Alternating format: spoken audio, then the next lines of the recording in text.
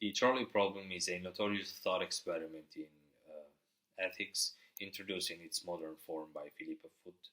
It has been used to compare utilitarian theories and deontological ones according to some or most utilitarian theories in order to calculate value or utility, as they say. The quality of experience has to be aggregated with the number of beings, and the result of that calculation is what should be minimized, even at the expense of sacrificing individuals. But the trolley problem, I think, can be particularly useful to test the way we attribute value to sentient beings and the way we calculate that value, regardless of any referential theory in ethics. So the thought experiment of the trolley problem consists in imagining to be on a trolley of a train, which is rolling down a track, and you can see that you are on a course to run over five people, and you will kill them. So you cannot get them out of the way. The only thing you can do is to hit a switch that will divert the trolley onto a sidetrack. But there is one person on it, so if you divert the trolley onto the sidetrack, you are going to kill that one person.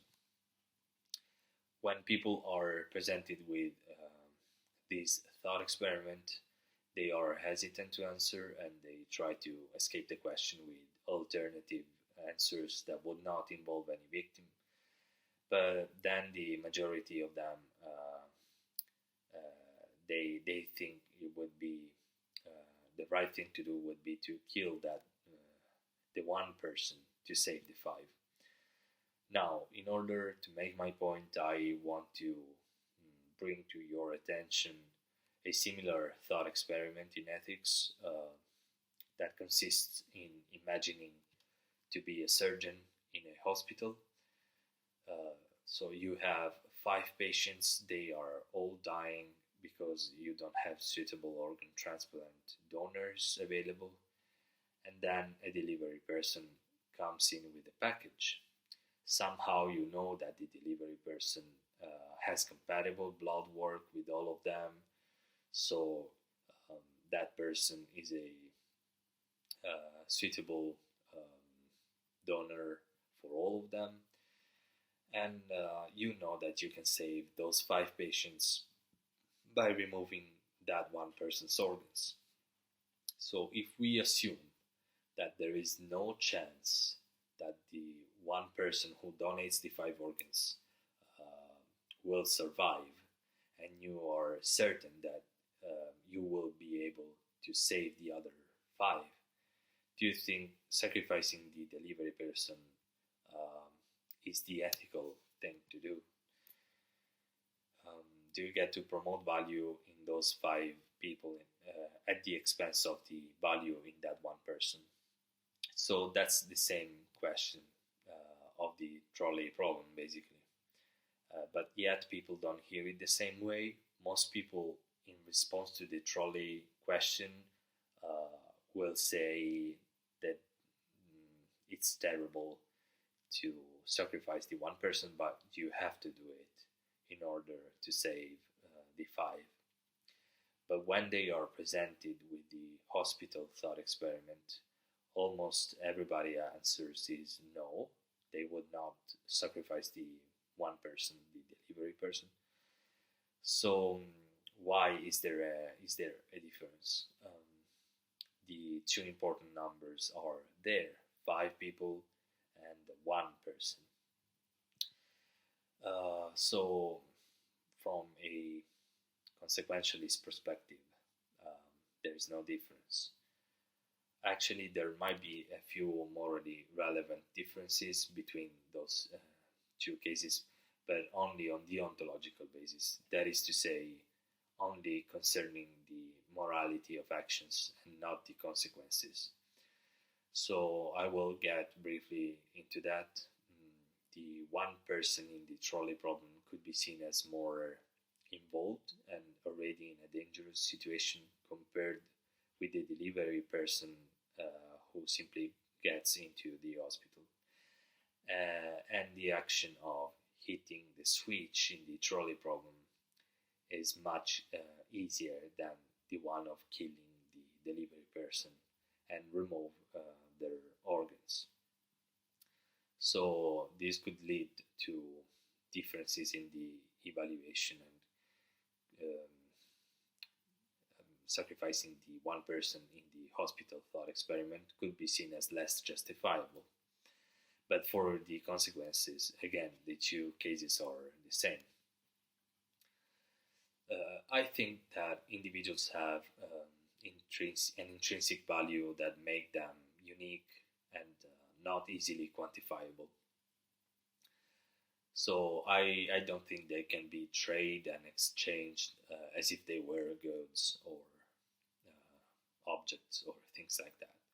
The idea that the few have to be sacrificed for the sake of the many, I think, is false. Fairness is trying to help the ones in need without sacrificing anyone. And justice is about respecting the value of beings, the value of individual sentience. Um, it's about respecting their individuality, their separateness, and realizing that beings are not just numbers to be traded off and sacrificed for a greater good. So I think it is wrong to sacrifice or harm others for the sake of saving a bigger number of beings. I think it is morally permissible to sacrifice yourself. I think you can decide to sacrifice yourself, but not others without their consent. Um, so in the thought experiment of the trolley problem, I would, I think would be better not to intervene. I would not intervene. So I will let the 5 people be killed by the train. Um, because I also think it's worse to deliberately cause harm than deliberately let harm happen, with differences depending on how easy it is to intervene. But this is something else. It's another thing. Um, it's just to say what I would do, and I think my perspective is a pure deontological one in this case. However, I think it would be, I think intervening in the trolley problem would be the right thing to do only if all the beings were on the same track. So the more beings can be saved, the better.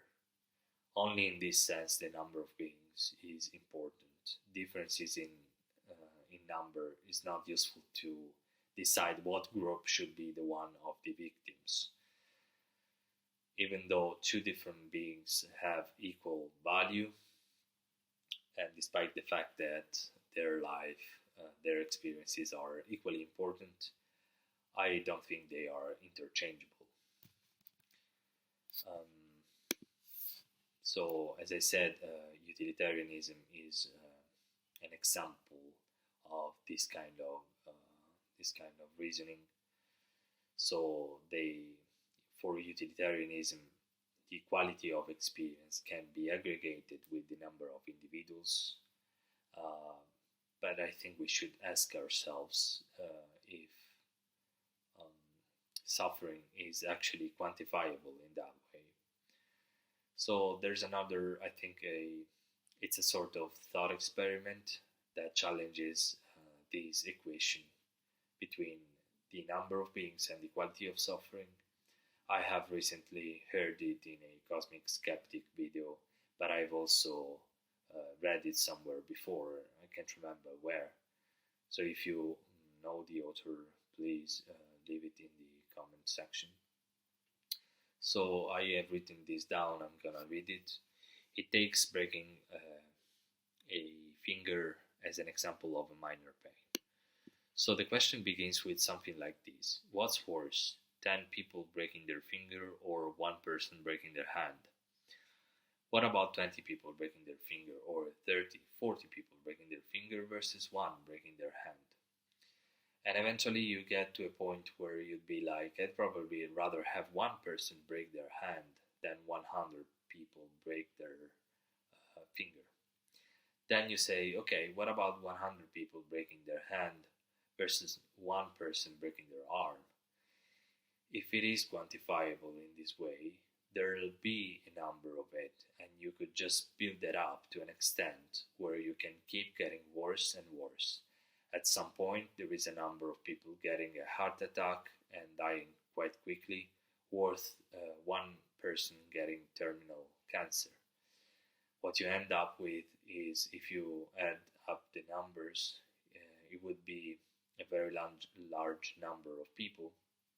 There will be an amount of people breaking their finger that would be worth the person getting cancer.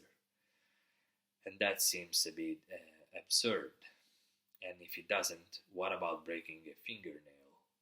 If pain is quantifiable in this way, there is enough people getting 20-second headache or feeling a bit dizzy or things like that, that is worth somebody getting cancer. Do we really think pain is quantifiable in this way? If you don't think that applies, what you've got is a situation where what matters is the intensity of pain that's being felt by the individual. And yes, if there's more of them feeling it, that is worse. But it's not worse in the same sense. It's not the same scale. It's not on the same scale. For example, two beings experiencing X amount of suffering is not the same as one being experiencing 2x amount of suffering. That is a different kind of badness.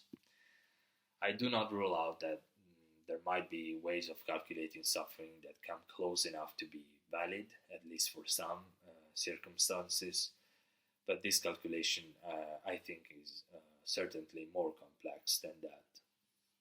So as I said, the number of individuals is not always relevant, and I don't think it can be aggregated with the quality of suffering. So yeah, I think if this calculation is possible, it should take into account the complexity of sentience.